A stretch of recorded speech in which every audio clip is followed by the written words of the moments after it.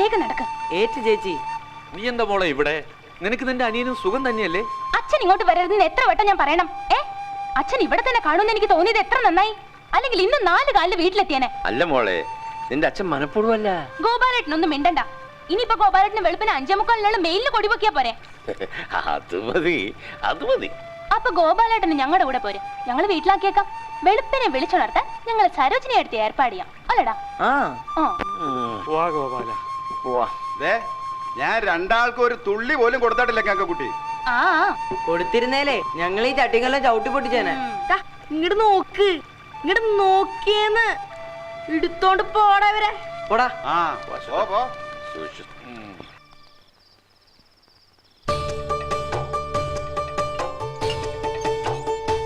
ഇപ്പൊ ഞാൻ ശരി.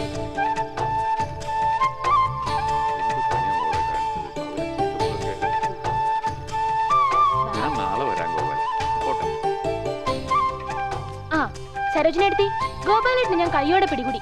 പക്ഷെ എന്ത് ചെയ്യാനാ, ഞാൻ ചെല്ലും മുമ്പേ ഒരു 3-4 കുപ്പിയെങ്കിലും അകത്താക്കി കാണും. നിങ്ങളോട് ഞാൻ ഇന്നലെ പറഞ്ഞതല്ലേ മേലെ പുഴക്കര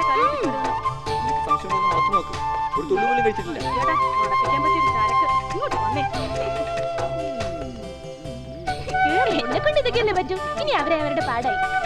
ചിരിക്കണ്ട, അച്ഛന് ഞാൻ വീട്ടിൽ ചെന്നിട്ട് തരുന്നുണ്ട്. ഇന്നലെ മുല്ലപ്പൂ ചൂടി വരാന്ന് പറഞ്ഞിട്ട് എന്താ വരാത്തെ? മൊട്ടയെന്ന് വിരിയില്ല, അതിനു മുമ്പ് മുല്ലപ്പൂ. അത് മുതുപ്പാതിരക്കി നടക്കണം. ചേരിപ്പോടി.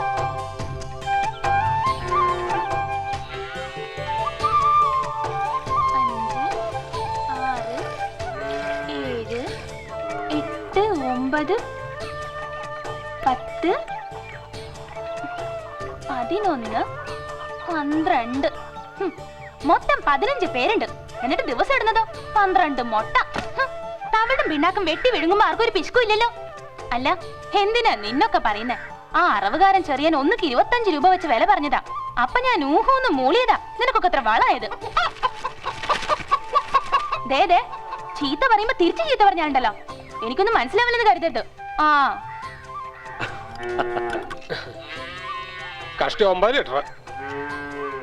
പുരുഷൻ ചേട്ടാ,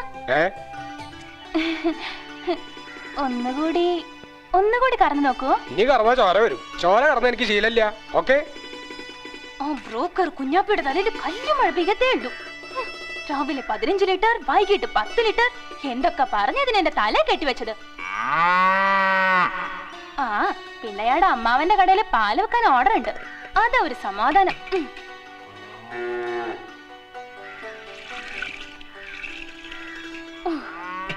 ഇപ്പൊ ആശ്വാസായി. അയാളുടെ അമ്മാവന്റെ കടയിലേക്കുള്ള പാലായി. അച്ഛനോട് ചായ ഉണ്ടാക്കിയ ചെറുക്കനെ വിളിച്ചോണ്ടോ പറഞ്ഞിട്ട് മണിക്കൂറിൽ ഉണ്ടായല്ലോ. അവരുടെ ക്ലാസ് പരീക്ഷ ഉള്ളതാ. ഞാൻ വിളിച്ച അവൻ എണീക്കില്ല മോളെ. എണീക്കത്തില്ല മോളെ എന്ന് പറഞ്ഞ അവനെ വിളിച്ചോണ്ടത്തിന്റെ ഉത്തരവാദിത്തം തീർന്നല്ലോ. ഇപ്പൊ കാണിച്ചില്ല.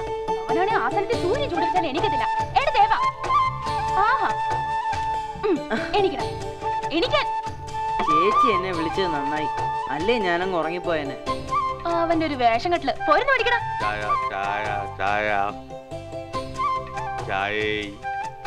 ചായ വന്നല്ലോ. കൊച്ചമ്പര എണീറ്റോ? ചായ കുടി. ഈ ചേച്ചി എന്നെ ഉറങ്ങാൻ സമ്മതിക്കുന്നില്ല അച്ഛാ.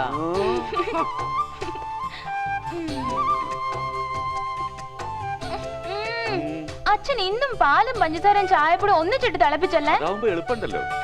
പക്ഷെ കുടിക്കാൻ സ്വാദ് വേണ്ടേ ചാ? അയ്യോ, പശുവിനെ അയച്ചുവിടെ മറന്നു.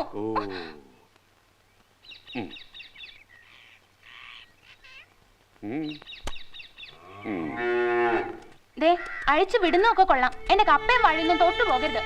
വല്ലതും തരണേ അപ്പുറത്തെ പഞ്ഞിക്കാരനെ പറമ്പി പോയി തിന്നോളണം കേട്ടോ. മോളെ, നീ എന്നും പശുവിനെയും കോഴിയും വെല്ലവന്റെ പറമ്പ് തള്ളി വിടരുത്. എന്നാലേ എന്റെ പശുവിന്റെ മേയൻ അച്ഛൻ സ്വന്തമായി കുറെ പറമ്പിങ് വാങ്ങിത്താ.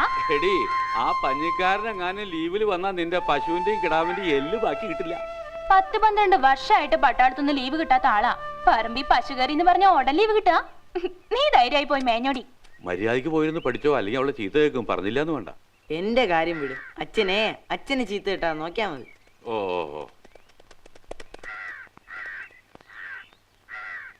അച്ഛൻ ഇറങ്ങിയിട്ട് വരാം മോളെ. നിക്ക്, അച്ഛൻ ഇന്ന് പുഴക്കരെ പോയെന്നെങ്ങാനും ഞാൻ അറിഞ്ഞോ? മോളെ, അച്ഛൻ ഇന്നു മുതൽ ഈ നിമിഷം കൂടി നിർത്തി. ഇത് സത്യം, സത്യം, സത്യം. അച്ഛൻ ഇങ്ങനെ എന്നും കള്ളസത്യം ഇട്ടിട്ടാ എന്റെ അമ്മക്ക് നേരത്തെ പോയത്. ഇനി എന്നെയും കൊല്ലല്ലേ? മോളെ ഞാൻ വെറുതെ പറഞ്ഞല്ല അച്ഛാ.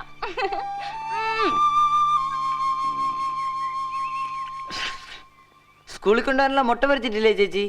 പരീക്ഷ തോറ്റിട്ട് ഇങ്ങ് വാടാ. മുട്ട ഞാൻ പൊരിക്കുന്നുണ്ട്. ഉം. ആ പിന്നെ വൈകിട്ട് സ്കൂൾ വിട്ട കാള കളിച്ച് നടന്നേക്കരുത്. നമുക്ക് ചന്തയിൽ പോകാനുള്ളതാ. ആ. ഉള്ളതാ ചേച്ചി. ഗംഗേ, അച്ഛൻ പച്ചക്കറി വാങ്ങി പകല് 20-50 പൈസയോടെ തരാനുണ്ട് കേട്ടോ. ഒരു 100 രൂപ തരാണ്ട് ചോദിക്കുന്ന മനസ്സിലാക്കാം അല്ലേടാ. ആ. ഇതുവരെ 20 രൂപ. നാണില്ലല്ലോ. അതെ അതെ അതെ. ദേ അടുത്തത്. നീ രാവിലെ ഒന്നും പറഞ്ഞ ഒട്ടും കുഴപ്പമില്ല. ചായ കുടിച്ച ആള് കൂടെ എന്നെ ചീത്ത പറയണം. നല്ല കൊഴുപ്പുള്ള പാല് വേണേ അത് ഞാൻ തരാം. പക്ഷെ പാലില് മണ്ണര ഇട്ടെന്നിരിക്കും. ഇതിപ്പോ കൊഴുപ്പില്ലെങ്കിൽ എന്താ, നല്ല ശുദ്ധമായ പാലല്ലേ അല്ലേടാ. കച്ചവടമൊക്കെ എങ്ങനെയുണ്ട് രാഘവേട്ടാ? ഓ നഷ്ടോ മോളെ. ആ അളവും തൂക്കൊന്നും പിടിയില്ലാത്തവരെ ആ പണി ഏൽപ്പിച്ച അങ്ങനെ ഇരിക്കും. 25 മുട്ടയുണ്ട്. 25-ന് 1.50 വെച്ച് 37 രൂപ 50 പൈസ. എങ്ങെടുത്തോ? എടി മോളെ, മുട്ടയ്ക്ക് ഇപ്പൊ 1.40 ഉള്ളൂ. മാർക്കറ്റൊക്കെ ഇടിവാ. ദിവസം മാർക്കറ്റ് ഇടിയ മുട്ട എന്താ സ്വർണ്ണോ അതോ വെള്ളിയോ? എന്നാ 1.45 വെച്ച് തരാം. ദേ ഇവിടെ വേറെയും കുറെ കടയുണ്ട് കേട്ടോ. തട്ടിക്കളയാറായില്ലേ ഇതിന്? കേക്കട്ടെ. ദാ മോളെ 37 രൂപ. ദാ. ആ ഇതിന്റെ കൂടെ ഒരു 50 പൈസ കൂടി തികച്ചും കിട്ടാം. രാഘവേട്ടാ, ഈ ലോഡം നിറക്കിക്കേ.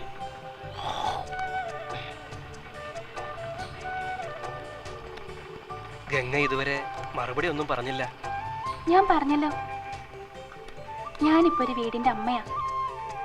അച്ഛനും എന്റെ ദേവനും അടങ്ങുന്ന വീടിന്റെ അമ്മ. എന്നെ സ്നേഹിക്കുന്ന പോലെ അവരെ സ്നേഹിക്കുന്ന ഒരാൾ എവിടെയെങ്കിലും ഉണ്ടെങ്കിൽ അയാളെ ഞാൻ സ്നേഹിക്കും, കേട്ടു.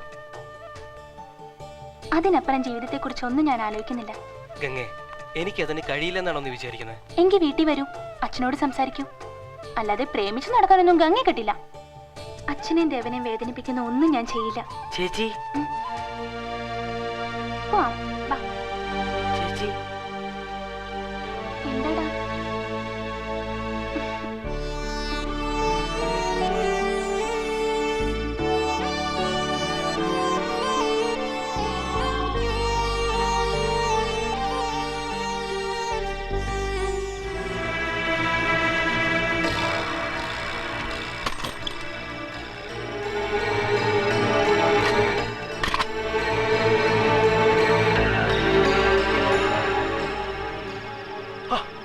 ഞങ്ങളാ. സോറി എന്ത്രേട്ടാ, ആരോ നടന്നു വരുന്ന കണ്ടപ്പോ ഞാൻ. അയാളുടെ ഫോട്ടോ കിട്ടിയെന്നുള്ള നിന്റെ മെസ്സേജ് കിട്ടിയപ്പോഴേ ഞങ്ങൾ പുറപ്പെട്ടു. ഇനിയിപ്പോ ആളെ കണ്ടുപിടിക്കാൻ എളുപ്പമാണല്ലോ. ഈ സ്ഥലം എങ്ങനെ കണ്ടെത്തി? എവിടെയും മറഞ്ഞു നിന്നാണല്ലോ നീ പടം നയിക്കാറ്. അപ്പോ നീ മറിഞ്ഞിരിക്കാൻ ഇടയുള്ള സ്ഥലങ്ങൾ തേടി ഞങ്ങൾ നടന്നു. ആ അതൊക്കെ പോട്ടെ, നീ ആ ഫോട്ടോ കാണിച്ചേ.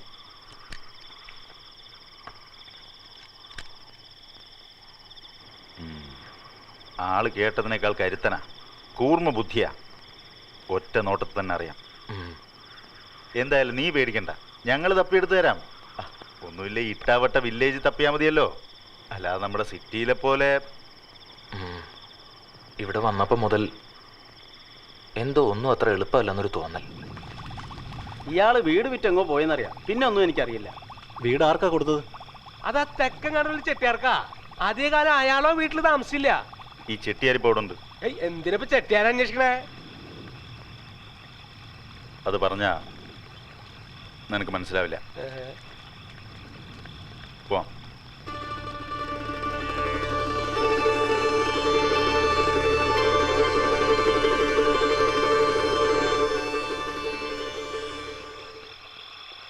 എല്ലാവർക്കും കള്ള് മേടിച്ചു കൊടുത്തത് മിച്ചം. ഇനിയിപ്പോ നമ്മൾ അടുത്ത ഗ്രാമങ്ങളിൽ കൂടെ നോക്കണോ? ആരാ ആരാന്ന്?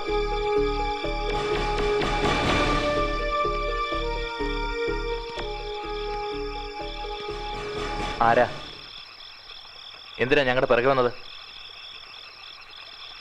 നീ ദേവനല്ലേ?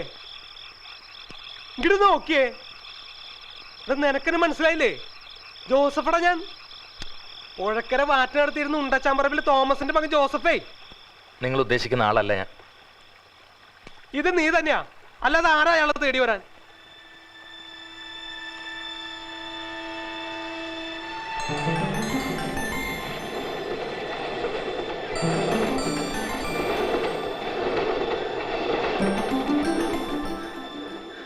ചേച്ചി, ചേച്ചിയേ, ചേച്ചി. എന്താടാ? ആ, ഉം, ഞാൻ ചേച്ചിക്ക് വലിയ സന്തോഷാവുന്ന ഒരു കാര്യം പറയാനാ ഓടിയത്. അതെന്ത് കാര്യടാ? ആ, അച്ഛൻ ചേച്ചി പറഞ്ഞ എല്ലാ സാധനങ്ങളും മറക്കാതെ വാങ്ങിക്കൊണ്ടുവരുന്നുണ്ട്. ഒരു തുള്ളി പോലും കുടിച്ചിട്ടില്ല. ഇപ്പൊ മനസ്സിലായല്ലേ എന്റെ അച്ഛനും എന്നെ നല്ല പേടിയുണ്ടെന്ന്? ഇപ്പോഴാ ചേച്ചി എനിക്കത് മനസ്സിലായത്. ഇതാ നോക്ക്. ദമയന്തി പോയാലും നളന് ജീവിക്കാതിരിക്കാൻ പറ്റുമോ?